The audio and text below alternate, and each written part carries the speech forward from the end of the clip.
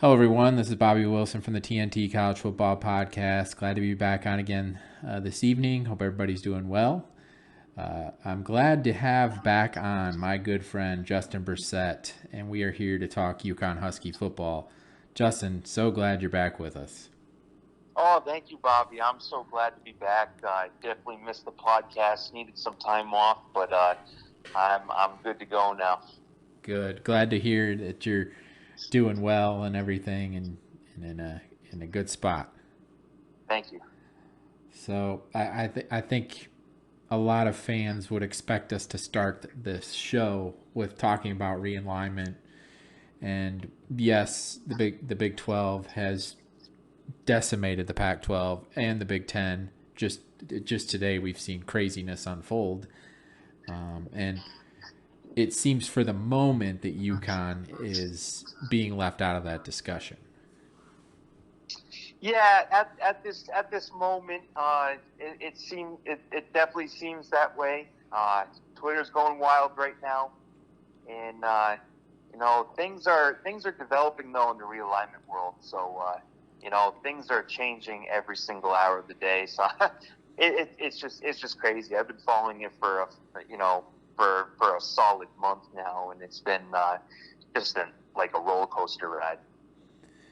It is crazy. I mean, it's one of those things where it's very intriguing and interesting to follow, but it is exhausting, that's for sure. Yeah, it sure is. And you know, we could sit back and look at a bunch of scenarios and stuff like that. That's all we really can do right now. And I'm hoping that things kind of settle down before college football arrives too, because we really don't need that distraction going into the season. Absolutely. And I, there's obviously a lot of debate and discussion and everything from the fan base perspective. And we know there's the purists who want the Big East. There's people kind of in the middle. There's not very many of those in the middle, but there's also the people that understand the way that college sports is going, unfortunately, where you got to go where the money is, unfortunately. And that's, if the way I see it personally is, I understand the fans who want the Big East and the basketball side of things and how great it is. And I'm a former basketball player and college basketball coach, so I'm a purist at heart when it comes to that. But if UConn fans want the basketball program to remain at the highest level, they have to go where the money is, because if they don't, they're going to get left behind. Unfortunately, in today's world, with how sports and realignment and how just the business is evolving, yeah, I totally agree. And I know the Big East. It really is like one of those things that UConn won their national championships here. They have great memories. But I honestly think you can't really stay in just a basketball centric conference. It would be great. It would be great if the Big East would just add football again, and that would just end it right there, end the whole thing. But it's kind of a sad turn of events. But yeah, for UConn's future and stuff like that, for the sports to remain at the highest level, they do need to look at their options. Absolutely. We could obviously spend hours talking about those options. And I think it makes a lot of sense with the Big 12. And I think we all kind of understand, like, Commissioner Yormack wants UConn. There's no doubt about it. UConn is, I would argue, his number one choice. He's having to sell that to the presidents, and the presidents are all aligning together with the Pac-12 members. And I get it to a point. UConn football does have to prove it, but at the same time, they've proven it in the past. I understand right now, in the very recent history, it hasn't been ideal, but you can look back to 2010 and even slightly before that of how good this program was, and realize with the good leadership, and Pete Kalin and I had a great discussion about this whole thing, and it just UConn football can and will get there. Yes, they definitely will. You give UConn the resources, and you give like all sports the proper resources. The sky's the limit. I mean, one of the scenarios before the show with UConn in the Big 12. I mean, if the Big 12 did add UConn, and then they wanted it would be an easier route for the Big 12 to poach out of the ACC, and even if they wanted just basketball only members too, they could probably poach out of the Big East, because those members know UConn's there, and it's kind of like that stability, and they would feel comfortable with it, and then it in a way it would be kind of nice, because you get that coast to coast model too that Brett Yormark wants. So it's going to be very interesting. Absolutely, and I know floating around out there is the idea of just basketball going to the Big 12, and I don't even think that's a discussion that AD Dave Benedict and the rest of the administration and in the institution are even having. I don't see that being an option that they would even consider. Yeah, no, I mean, you in conference realignment, you really want to add teams that have all sports, and then later down the road, when you have like a tier 2, that's going to happen, or even like a tier 3. That's when you add basketball only members, and just expand from that. Right now, you just want to, if I was Brett, I would really just want to expand on the schools that have all sports, and that will definitely add more value for TV deals in the future. And then after that, if you want to make more money in the TV deals, you would add, basketball only, and maybe have like a basketball only side. I really don't know where he wants to go with it, but it's definitely an option. Right. And I think a good way to conclude this segment of our show here would be what I have been told and have heard by people that I really trust. And I know that there's so much out there about realignment, so it is hard to trust people.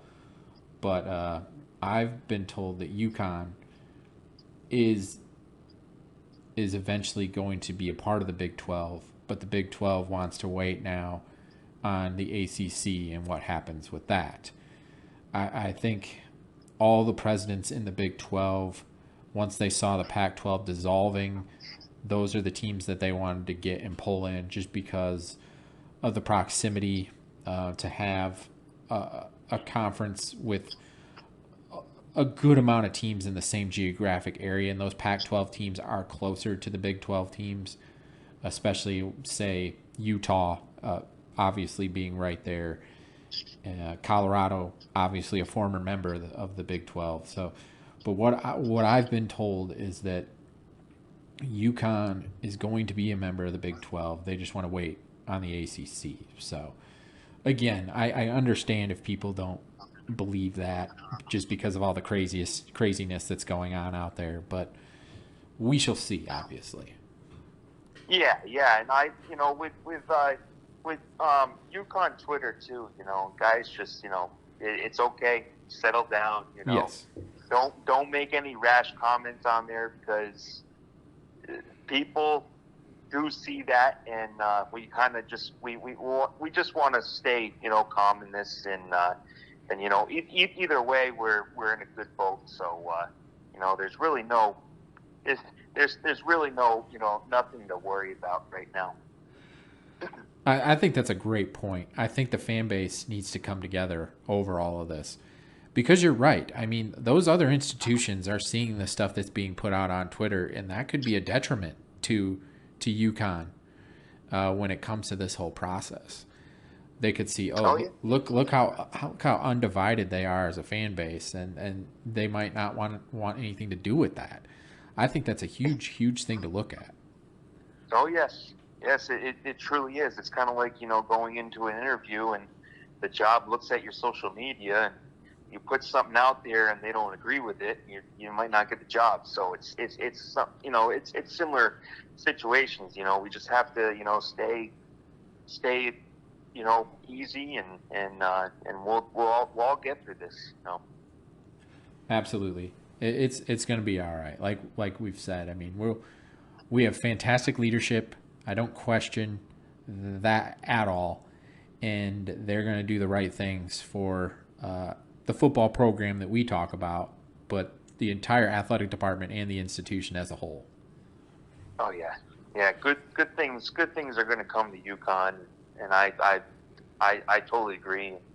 And we've invested so much, so let's just be happy and hopefully this coming season too for football is a good season for them. So I'm very excited. Absolutely. Well, let's go ahead and dive into maybe some brighter things to talk about with our upcoming season coming up. Since you and I have been on together, we've gotten a couple commitments. One this week even, but first we can talk about Terrence Smith Jr., who is a 5'11", 160-pound quarterback wide receiver from South Aiken High School in Aiken, South Carolina. He's going to play wide receiver at UConn. Has held offers from App State, Charlotte, Coastal Carolina, Eastern Michigan, Georgia Southern, James Madison, Liberty, Miami, Ohio, Old Dominion, several FCS offers, and he visited Charlotte, Coastal Carolina, Georgia Southern, and then, of course, UConn before he made his decision to UConn. So a really nice pickup there. He's got some amazing speed. Yes, he does. I saw some tape on him. He was definitely he's definitely a fast athlete. I mean, coming into he's definitely one of those guys that has raw talent, and he's definitely going to add some great speed to the wide receiver core next year, and could possibly be a weapon down the road.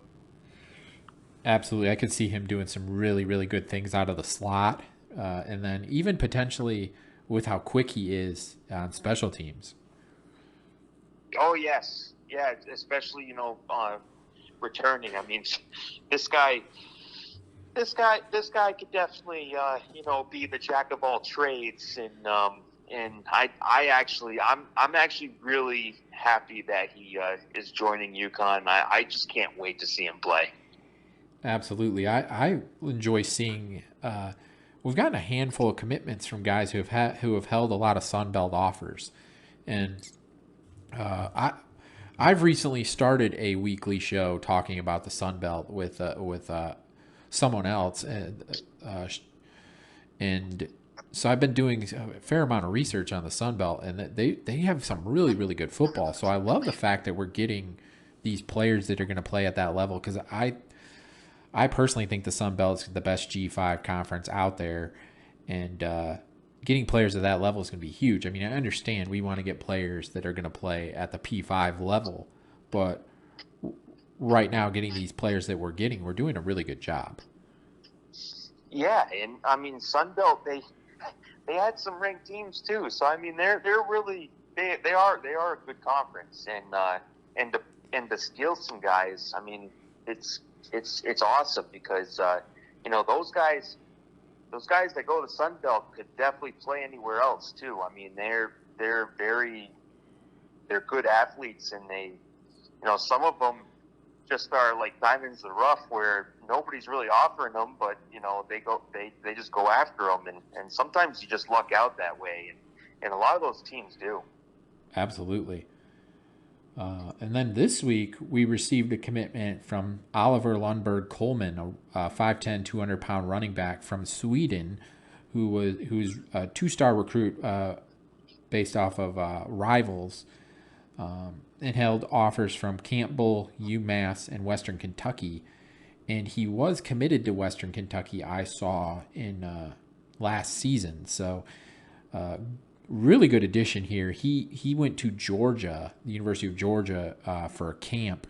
He visited UConn and then went to Georgia for this camp, and was unbelievable during the showcase part where he ran a sub 4.540. So I mean, he is electric, super quick, and he's well put together. Yeah, from what I read too, he was a lot of international players. They don't really. Some of them don't really get covered by like Rivals or like 247 Sports, like any recruiting sites, because it's kind of hard to gauge him from overseas. But yeah, he's been like highly coveted, because I read up on like Reddit, of course, and some of the guys were like, "Wow, UConn actually got him," and he did. He's a quick guy, and he of course I saw a tape of him hurdling guys. I really hope he does not do that when he comes to UConn. You're going to get hurt. But no, I mean, he looks like honestly, if I have to put a player's name to him, would be like Zeke Elliott. He almost plays the exact same type of football for the running back position. I saw some tape of him too, and then I saw a picture of him. I mean, he is he's 5'10", so he's not tall, but he's ripped, he's jacked, he's put together really well, and he's gonna be a really good player. I think we got a steal here. I think so too, and I think we do have like good connections to the international players, and Antonio Wilcox was the leading recruiter for this, and he's doing really well, especially for his first year as a running backs coach. Absolutely, doing really well. Well, I think another thing that we should talk about is some additions and subtractions that we saw this week on the roster. No more Brendan Zermeno at the quarterback position. So obviously we wish Brendan the best of luck moving forward, and we hope he finds a place where he gets an opportunity. Yeah, I was kind of shocked, because I thought in the showcase too, he actually showed, a bright side to him. But I guess with the QB competition, it was just too much, and he just kind of fizzled out. And I'm hoping for the best, and I hope that he finds a home where he can play and just enjoy his collegiate football. Absolutely. And then noticed a couple more additions to the roster. On the defensive line, Javon Brown, a 6 foot, 300-pound redshirt junior from Connecticut, from New Haven, Connecticut, went to Hill House High School. Started his career at Central Connecticut State, then transferred to Independence Community College, which some people might know from Last Chance U, Indy, CC, and then last season was at Eastern Michigan. Didn't have any stats last season, so a local guy coming home. Yes, a local guy. When he was at Independence too, he actually played for 15 games. He had 30 tackles, 8 tackles for loss, and 2 sacks. He's a big boy. He could definitely, with our defensive line coach, Coach McClendon, I think he can definitely get Javon to a point where he could be a monster.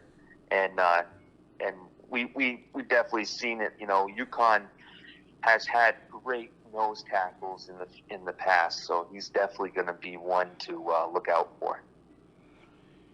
I'm assuming he's a walk-on, just because I don't think we had any scholarships left over. But crazier thing, I don't know that for a fact. I'm just assuming, but we'll see. I mean, we'll see how that goes. But another addition to the roster, Kalen Villanueva, 6'2", 235-pound linebacker, redshirt sophomore from Falls Church, Virginia, went to Justice High School, transfers in from Louisiana Tech, where he had 9 tackles last season. Yeah, he's the type of player that looks like he could definitely be a. He's definitely the linebacker material for UConn. He's a good size. He's very athletic. I know in high school too, he played some wide receiver. I was kind of shocked because I wanted to see some tape on linebacker, and I think he converted into the linebacker position when he transitioned into college. I believe. Hopefully, I was looking at the right guy. Well, hey, if that's the case, I mean, he's going to be athletic then. Oh yeah. Yeah, I'm hoping he can definitely be one of those guys that can definitely start one day and hopefully be a linebacker that we all remember. Absolutely. I mean, he definitely seems like a guy, a redshirt sophomore, so he's a younger player who could really be utilized on special teams, if nothing else. Yeah, and I love that this coaching staff too is getting these young guys off of transfers.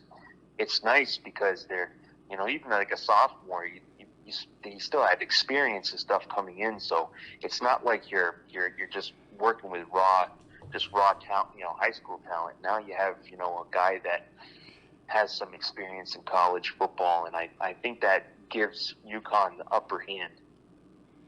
Absolutely. And then another addition just today, Luke Thompson, 6'5" quarterback from Division III Pomona-Pitzer College in California. He's a preferred walk-on. But at 6'5", I mean, that's a big quarterback. That's really tall. I've seen some tape on him. He has a really nice arm, very accurate, throws it pretty fast and hard. He can run too. He can pull it away from the running back and run out of the pocket. So he has some speed to him too. So I kind of want to see where he goes, and hopefully, with his size and stuff too, that's pretty impressive. Absolutely. I mean, I think everybody kind of realizes that there's a quarterback competition going on, and I'm not saying he's going to be a part of that this season, but there's been plenty of walk-ons all over the country who have become stars. I mean, Aiden O'Connell at Purdue last season started as a walk-on and became one of the best quarterbacks in the Big Ten, was drafted. He's in the NFL now. So, I mean, and you hear stories like that pretty frequently. So, I mean, it might not be the craziest thing in the world to see him moving forward to be able to do something possibly. Right. I'm kind of surprised too with that height and with the weight. I'm surprised that he even went to a Division III. I wonder if maybe injuries or whatever happened, but I'm very surprised with that. You'd think that he would have been Division I player from the start. Right. Some other things to discuss. We got a handful of players getting award nominations for the watch list. First off, Victor Rosa being nominated as a Paul Hornig Award. He's on the Paul Hornig Award watch list, which that's awarded to a player who plays multiple positions and with an emphasis towards special teams. And of course, Rosa, running back, he returned kicks last season, so that's where his nomination comes from there. Yeah, Rosa, being a true freshman last year, he was pretty impressive. I mean, he had some times that he showed, his youth, but coming in as a sophomore, I'm thinking that he's going to be your guy that, you go down the red zone, you punch it in. He's kind of like your battle axe almost. Kind of like he'd probably fill the role of maybe Robert Burns a little bit. Absolutely, that's very possible. Another Warfel Trophy watch list for Christian Haynes and Jackson Mitchell, and the Warfel Trophy goes to is a award for community service, athletics, and academics. Yeah, those two guys. I mean, NFL players. Jackson Mitchell could be, after this year, could definitely be a first round pick. And Christian Haynes too could be definitely, you know, a higher pick too for the NFL, like probably third round, fourth round. But you know, I'm liking these guys. I'm liking what, you know, Jackson Mitchell. He has his he's Mr. Connecticut. He has his. He already says I'm ready for this first game, you know, and Christian Haynes too. You know, I'm kind of I kind of want to know where he's playing this year. I mean, I know he was at the center, but last year he was at guard. So I wonder. I don't know. Does Chris Fortin and him switch positions? I'm not sure, but I can't wait. And the next two watch list nominations, I personally have I vote for both awards. So I want to stay as impartial as I possibly can on these, both of these awards. Bronco Nagurski Trophy watch list for Jackson Mitchell, which goes to the best defensive player in college football. Yeah, and I mean, this year he could definitely win it. I mean, last year I thought personally he was the best, but you know, he fell a little short in the standings. But I think this year he's definitely going to be up there. I think just being nominated for that award speaks a lot to how fantastic of a football player he is. Yeah, it really does, and it shows UConn football as a whole. You know, we have players. You know, we can play football. So to have, you know, watch lists, guys on watch lists is pretty impressive, especially for, you know, multiple seasons. Absolutely. And then the final, or I'll say the final award watch list, the Outland Trophy, Christian Haynes is on the watch list. That award goes to the best interior lineman in college football. That can be offense or defense. I think Christian Haynes definitely has an opportunity here. Again, I vote for both the Nagurski and the Outland Trophy. So again, I want to stay impartial, but I think there's a great opportunity there for Christian Haynes. Yes, and I'm very happy with Christian Haynes too, because I remember seeing him when he first came in to now, and he's blown out of the water, and I'm very happy for him. He definitely deserves it. Absolutely. And then the Shrine Bowl released their top 1,000. Those would be seniors that could participate in the Shrine Bowl, and 5 UConn players were included: Noel Ofari Nayadu, Jackson Mitchell, Christian Haynes, Valentine Sen, and then Eric Watts. And also, I know the Senior Bowl, and Jim Nagy has really been talking a lot about Jackson Mitchell, Christian Haynes, and he put out a really nice post a week or so ago about Eric Watts. So I know those guys are. If you get to go to the Senior Bowl, it doesn't guarantee that you're going to get drafted, but you got a good shot, that's for sure. Yeah, that's awesome, and to have, you know, that many players too on that, it's crazy. I mean, that's really good. It definitely speaks volumes, and I'm hoping, you know, Eric Watts is another player that's going to probably have a phenomenal season. Absolutely. So I a lot of people, you know, they're not positive on offense side or defense side, but honestly, we have some dogs. I mean, these guys. Yep. We're like way better than last year. I mean, to this point, it's going to be a very exciting season with the players that we have. Absolutely. The thing I love to see with that Shrine 1000 list is we have 3 offensive linemen on there. I think we all understand Christian Haynes is going to be there, but to see Valentin Sen and then Noel Ofori Niadu on there, I'm really happy to see that. Yeah, I mean, the offensive line that we have now are like pretty much NFL players. I mean, they're built, they're big boys. They definitely they deserve everything, and they've worked their butts off too. I mean, Coach Sammy has been he definitely changed this offensive line around, and and we've seen the difference, and I commend the Coach Sammys a lot for helping out these young men. Absolutely. And we have a lot of question and answers that we got from guests, and with how much time we've already took to talk here, I think we saved those for our next episode early next week. So, but I think we have to conclude this episode and this discussion with, we know when the UMass game is now. We know where we're playing the UMass game finally. And I have to say, I'm happy to see that it's staying on campus. I think this is a game between UMass and UConn that should be played either in Amherst or East Hartford. It's going to be played Saturday, November 5th at UMass. I'd love to hear your thoughts on that, Justin.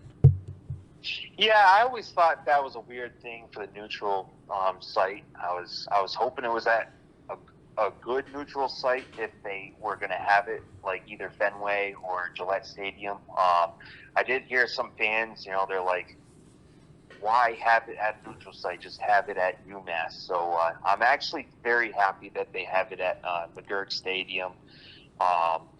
And I honestly think it should be played either at UMass or at UConn. I mean, home and home, and that's just how it should be.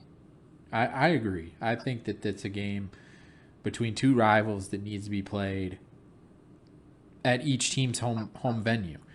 And I understand that some UMass fans are, I don't want to say upset, but they're a little torn because they know that that's right after Thanksgiving and students won't be there. But maybe it's an opportunity now for UConn fans to really go pack the house there at UMass.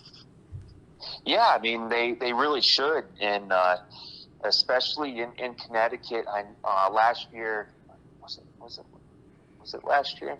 I can't even remember anymore. No, it was the year before that. We went down Route 20, and Route 20 went all the way to the campus. It was really nice.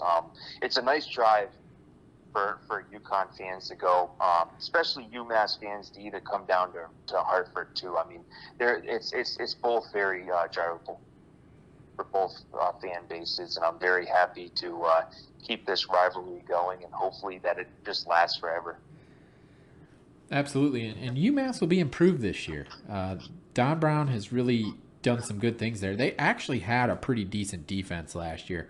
Their offense was atrocious, but their defense actually was pretty good from a statistical perspective nationally, and they return a lot of guys, and they bring in some more key pieces. So they could be clicking at the end of the year on the defensive side of the ball, and they'll put up a fight. Yeah, they really will. Their defense, it's going to be just that much better this year. Even the offensive side too. I mean, they've been picking up quarterbacks and they're picking up some offensive weapons. So I think UMass is going to look a little different. They're